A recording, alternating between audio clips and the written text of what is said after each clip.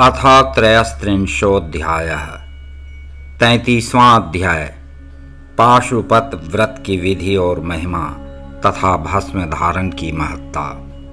ऋषि बोले, भगवन, हम परम उत्तम पाशुपत व्रत को सुनना चाहते हैं, जिसका अनुष्ठान करके ब्रह्मा आदि सब देवता पाशुपत माने गए हैं। वायुदेव ने कहा, मैं तुम सब लोगों को गोपनीय पाशुपत व्रत का रहस्य बताता हूँ, जिसका अथर्व वेद के शीर्ष भाग में वर्णन है तथा जो सभी पापों का नाश करने वाला है। चित्रा से युक्त पौर्णमासी इसके लिए उत्तम काल है। शिव के द्वारा अनुग्रहित स्थान ही इसके लिए उत्तम देश है अथवा क्षेत्र, बगीचे आदि तथा वन प्रांत भी शुभ एवं प्रशस्त देश हैं। पहले त्रयोदशी को भली भांति स्नान करके नित्य कर्म संपन्न कर ले, फिर अपने आचार्य की आज्ञा लेकर उनका पूजन और नमस्कार करके व्रत के अंग रूप से देवताओं की विशेष पूजा करे। उपासक को स्वयं श्वेत वस्त्र, श्वेत यज्ञोपवीत, श्वेत पुष्प और श्वेत चंदन धारण करना चाहिए। वह कुश के आसन पर बैठकर हाथ में मुट्ठी भर कुश ले पूर्व या उत्तर की ओर मुंह करके 3 प्राणायाम करने के पश्चात भगवान शिव और देवी पार्वती का ध्यान करे। फिर यह संकल्प करे कि मैं शिव शास्त्र में बताई हुई विधि के अनुसार यह पाशुपत व्रत करूंगा। वह जब तक शरीर गिर न जाए तब तक के लिए अथवा 12, 6 या 3 वर्षों के लिए अथवा 12, 6, 3 या 1 महीने के लिए अथवा 12, 6, 3 या 1 दिन के लिए इस व्रत की दीक्षा ले। संकल्प करने के बाद विरजा होम के लिए विधिवत अग्नि की स्थापना करके क्रमशः घी, समिधा और चरु से हवन करके पूर्णाहुति संपन्न करे। तत्पश्चात तत्वों की शुद्धि के उद्देश्य से मूल मंत्र द्वारा उन समिधा आदि सामग्रियों की ही फिर आहुतियां दे। उस समय वह बारंबार यह चिंतन करे कि मेरे शरीर में जो ये तत्व हैं सब शुद्ध हो जाएं। विरजा मंत्रों से आहुति करके होता रजोगुण रहित शुद्ध हो जाता है। फिर शिव का अनुग्रह पाकर वह ज्ञानवान होता है। तदनंतर गोबर लाकर उसकी पिंडी बनाए, फिर उसे मंत्र द्वारा अभिमंत्रित करके अग्नि में डाल दे। इसके बाद इसका प्रोक्षण करके उस दिन व्रती केवल हविष्य खाकर रहे। जब रात बीतकर प्रातः काल आए तब चतुर्दशी में पुनः पूर्वोक्त सब कृत्य करे। उस दिन शेष समय निराहार रहकर ही बिताए। फिर पूर्णिमा को प्रातःकाल इसी तरह होम पर्यंत कर्म करके रुद्राग्नि का उपसंहार करे। तदनंतर यत्न पूर्वक उसमें से भस्म ग्रहण करे। इसके बाद साधक चाहे जटा रखा ले, चाहे सारा सिर मुड़ा ले या चाहे तो केवल सिर पर शिखा धारण करे। इसके बाद स्नान करके यदि वह लोक लज्जा से ऊपर उठ गया हो तो दिगंबर हो जाए अथवा गेरुआ वस्त्र, मृग चर्म या फटे पुराने चीथड़े को ही धारण कर ले। एक वस्त्र धारण करे या वल्कल पहन कर रहे। कटी में मेखला धारण करके हाथ में दंड ले ले। तदनंतर दोनों पैर धोकर आचमन करे। विरजाग्नि से प्रकट हुए भस्म को एकत्र करके अग्नि, रीति, भस्म इत्यादि 6 अथर्व वेदीय मंत्रों द्वारा उसे अपने शरीर में लगाए। मस्तक से लेकर पैर तक सभी अंगों में उसे अच्छी तरह मल ले। तत्पश्चात इसी क्रम से प्रणव या शिव मंत्र द्वारा सर्वांग में भस्म रमाकर त्रयायुषम इत्यादि मंत्रों से ललाट आदि अंगों में त्रिपुंड्र की रचना करे। इस प्रकार शिव भाव को प्राप्त हो शिव योग का आचरण करे। तीनों संध्याओं के समय ऐसा ही करना चाहिए। यही पाशुपत व्रत है जो भोग और मोक्ष देने वाला है। यह जीवों के पशु भाव को निवृत्त कर देता है। इस प्रकार पाशुपत व्रत के अनुष्ठान द्वारा पशुत्व का परित्याग करके लिंग मूर्ति सनातन महादेव जी का पूजन करना चाहिए। यदि वैभव हो तो सोने का अष्टदल कमल बनवाए जिसमें 9 प्रकार के रत्न जड़े गए हों, उसमें कर्णिका और केसर भी हों। ऐसे कमल को भगवान का आसन बनाए। धनाभाव होने पर लाल या सफ़ेद कमल के फूल का आसन अर्पित करे। वह भी ना मिले तो केवल भावनामय कमल समर्पित करे। उस कमल की कर्णिका के मध्य में पीठिका सहित छोटे से स्फटिक मणिमय लिंग की स्थापना करके क्रमशः विधि पूर्वक उसका पूजन करे। उस लिंग का शोधन करके पहले शास्त्रीय विधि के अनुसार उसकी स्थापना कर लेनी चाहिए। फिर आसन दे पंचमुख के प्रकार से मूर्ति की कल्पना करके पंचगव्य आदि से पूर्ण अपने वैभव के अनुसार संग्रहित भरे हुए सुवर्ण निर्मित कलशों से उस मूर्ति को स्नान कराए। फिर सुगंधित द्रव्य कपूर, चंदन और कुमकुम आदि से वेदी सहित भूषण भूषित शिवलिंग का अनुलेपन करके बिल्वपत्र, लाल कमल, श्वेत कमल, नील कमल, अन्यान्य सुगंधित पुष्प, पवित्र एवं उत्तम पत्र तथा दुर्वा और अक्षत आदि विचित्र उपचार चढ़ाकर यथा प्राप्त सामग्रियों द्वारा महापूजन की विधि से उसमें मूर्ति की अभ्यर्चना करे। फिर धूप, दीप और नैवेद्य निवेदन करे। वैभव संपन्न होने पर इस तरह भगवान शिव को उत्तम वस्तुएं निवेदन करके अपना कल्याण करे। उस व्रत में विशेषतः वे सभी वस्तुएं देनी चाहिए जो अपने को अधिक प्रिय हों, श्रेष्ठ हों और न्याय पूर्वक उपार्जित हुई हों। हे द्विजो, बिल्व पत्र, उत्पल और कमलों की संख्या 1,000 होनी चाहिए। अन्य पत्रों और फूलों में से प्रत्येक की संख्या 108 होनी चाहिए। इन सामग्रियों में भी बिल्व पत्र को विशेष यत्न पूर्वक जुटाए, उसे भूल कर भी ना छोड़े। सोने का बना हुआ एक ही कमल 1,000 कमलों से श्रेष्ठ बताया गया है। नील कमल आदि के विषय में भी यही बात है। ये सब बिल्व पत्रों के समान ही महत्व रखते हैं। अन्य पुष्पों के लिए कोई नियम नहीं है, वे जितने मिलें उतने ही चढ़ाने चाहिए।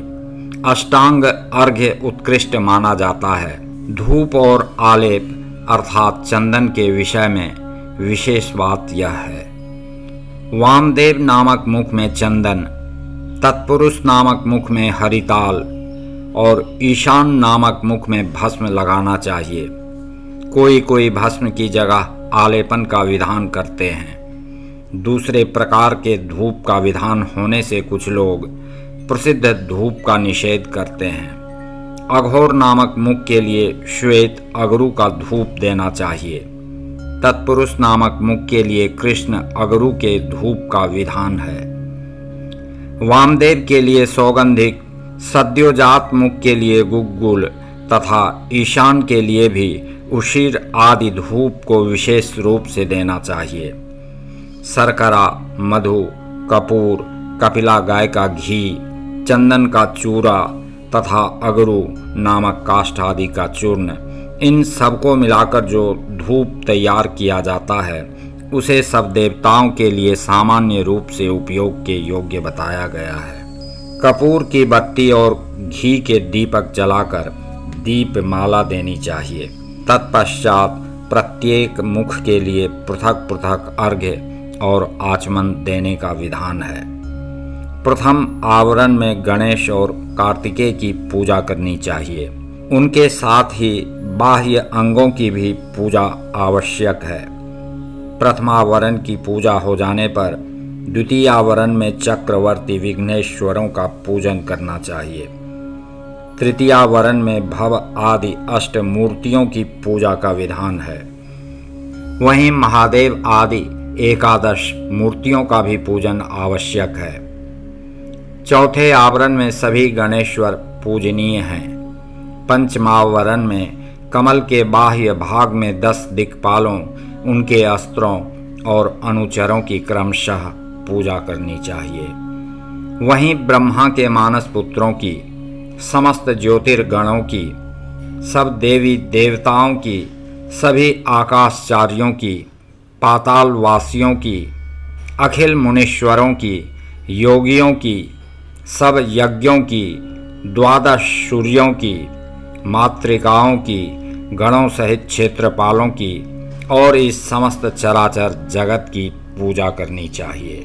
इन सब को शंकर जी की विभूति मानकर शिव की प्रसन्नता के लिए ही इनका पूजन करना उचित है। इस प्रकार आवरण पूजा के पश्चात परमेश्वर शिव का पूजन करके उन्हें भक्ति पूर्वक घृत और व्यंजन सहित मनोहर हविष्य निवेदन करना चाहिए। मुख शुद्धि के लिए आवश्यक उपकरणों सहित तांबूल देकर नाना प्रकार के फूलों से पुनः इष्ट देव का श्रृंगार करे, आरती उतारे, तत्पश्चात पूजन का शेष कृत्य पूर्ण करे। पान चषक तथा उपकारक सामग्रियों सहित शय्या समर्पित करे। शय्या पर चंद्रमा के समान चमकीला हार दे। राजोचित मनोहर वस्तुएं सब प्रकार से संचित करके दे। स्वयं पूजन करे, दूसरों से भी कराए तथा प्रत्येक पूजन में आहुति दे। इसके बाद व्योमकेश भगवान शिव की स्तुति प्रार्थना करके पंचाक्षरी विद्या को जपे। परिक्रमा और प्रणाम करके अपने आप को समर्पित करे। तदनंतर इष्ट देव के सामने ही गुरु और ब्राह्मण की पूजा करे। इसके बाद अर्घ्य और 8 फूल देकर पूजित लिंग या मूर्ति से देवता का विसर्जन करे। फिर अग्निदेव का भी विसर्जन करके पूजा समाप्त करे। मनुष्य को चाहिए कि प्रतिदिन इसी प्रकार पूर्वोक्त रूप से सेवा करे। पूजन के अंत में सुवर्णमय कमल तथा अन्य सब उपकरणों सहित उस शिवलिंग को गुरु के हाथ में दे दे अथवा शिवालय में स्थापित कर दे।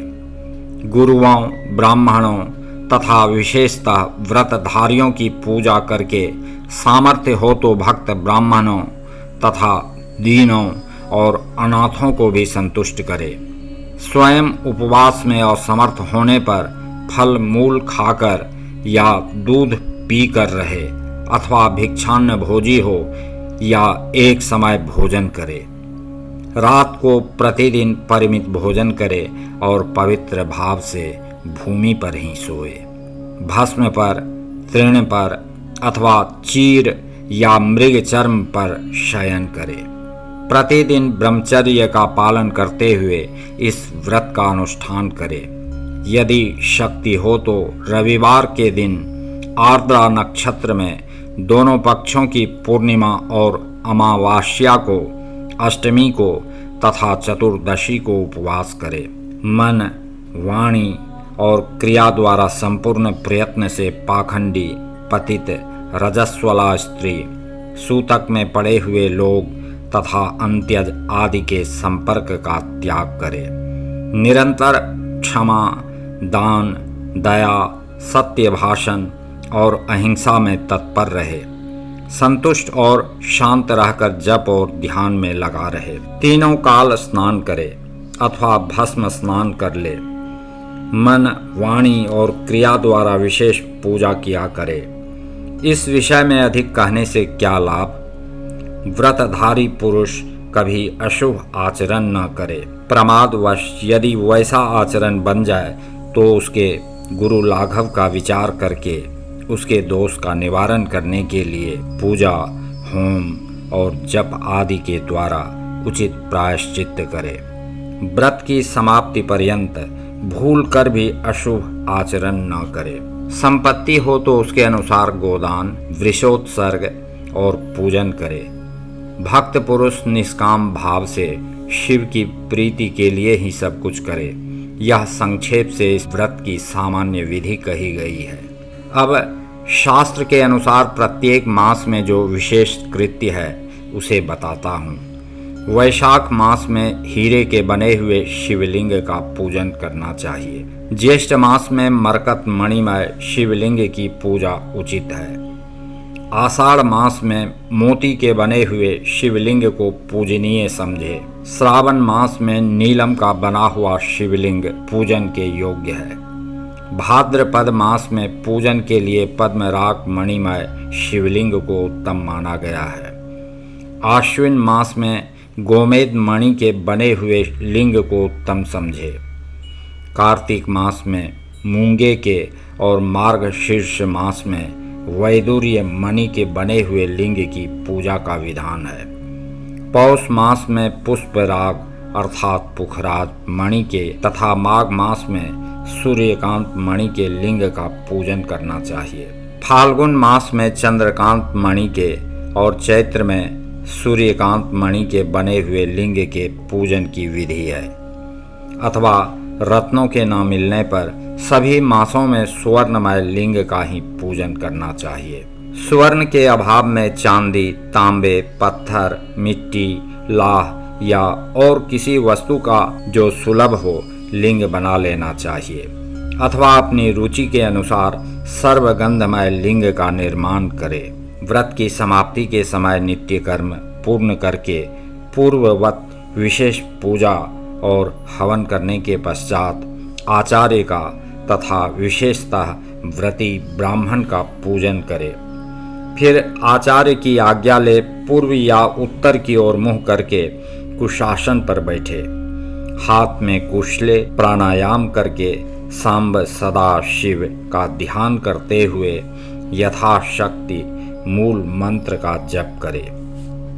फिर पूर्ववत आज्ञा ले हाथ जोड़ नमस्कार करके कहे, भगवान अब मैं आपकी आज्ञा से इस व्रत का उत्सर्ग करता हूँ। ऐसा कहकर शिवलिंग के मूल भाग में उत्तर दिशा की ओर कुशों का त्याग करे। तदनंतर दंड, चीर, जटा और मेखला को भी त्याग दे। इसके बाद फिर विधि पूर्वक आचमन करके पंचाक्षर मंत्र का जप करे। जो आत्यंतिक दीक्षा ग्रहण करके अपने शरीर का अंत होने तक शांत भाव से इस व्रत का अनुष्ठान करता है वह नैष्ठिक व्रती कहा गया है। उसे सब आश्रमों से ऊपर उठा हुआ महापाशुपत जानना चाहिए। वही तपस्वी पुरुषों में श्रेष्ठ है और वही महान व्रतधारी है। मोक्ष की कामना करने वालों में उसके समान धन्य कोई नहीं है। जो यति नैष्ठिक हो गया है उसे निष्ठा संपन्न पुरुषों में उत्तम कहा गया है। जो 12 दिनों तक प्रतिदिन विधि पूर्वक इस व्रत का अनुष्ठान करता है वह भी नैष्ठिक के ही तुल्य है, क्योंकि उसने तीव्र व्रत का आश्रय लिया है। जो अपने शरीर में घी लगाकर व्रत के सभी नियमों के पालन में तत्पर हो, 2-3 दिन या 1 दिन भी इस व्रत का अनुष्ठान करता है वह भी कोई नैष्ठिक ही है। जो निष्काम होकर अपना परम कर्तव्य मानकर अपने आप को शिव के चरणों में समर्पित करके इस उत्तम व्रत का सदा अनुष्ठान करता है उसके समान कहीं कोई नहीं है।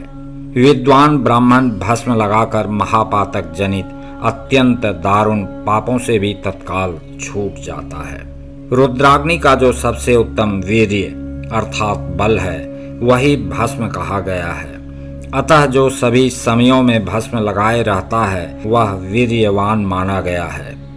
भस्म में निष्ठा रखने वाले पुरुष के सारे दोष उस भस्माग्नि के संयोग से दग्ध होकर नष्ट हो जाते हैं। जिसका शरीर भस्म स्नान से विशुद्ध है वह भस्मनिष्ठ कहा गया है। जिसके सारे अंगों में भस्म लगा हुआ है, जो भस्म से प्रकाशमान है, जिसने भस्ममय त्रिपुंड लगा रखा है तथा जो भस्म से स्नान करता है वह भस्मनिष्ठ माना गया है। भूत, प्रेत, पिशाच तथा अत्यंत दुस्सह रोग भी भस्मनिष्ठ के सान्निध्य से दूर भागते हैं। वह शरीर को भासित करता है इसलिए भसित कहा गया है तथा पापों का भक्षण करने के कारण उसका नाम भस्म है। भूति अर्थात ऐश्वर्य कारक होने से उसे भूति या विभूति भी कहते हैं। विभूति रक्षा करने वाली है अतः उसका एक नाम रक्षा भी है। भस्म के महात्म्य को लेकर यहाँ और क्या कहा जाए। भस्म से स्नान करने वाला व्रती पुरुष साक्षात महेश्वर देव कहा गया है। यह परमेश्वर अर्थात रुद्राग्नि संबंधी भस्म शिव भक्तों के लिए बड़ा भारी अस्त्र है, क्योंकि उसने धौम्य मुनि के बड़े भाई उपमन्यु के तप में आई हुई आपत्तियों का निवारण किया था। इसलिए सर्वथा प्रयत्न करके पाशुपत व्रत का अनुष्ठान करने के पश्चात हवन संबंधी भस्म का धन के समान संग्रह करके सदा भस्म स्नान में तत्पर रहना चाहिए।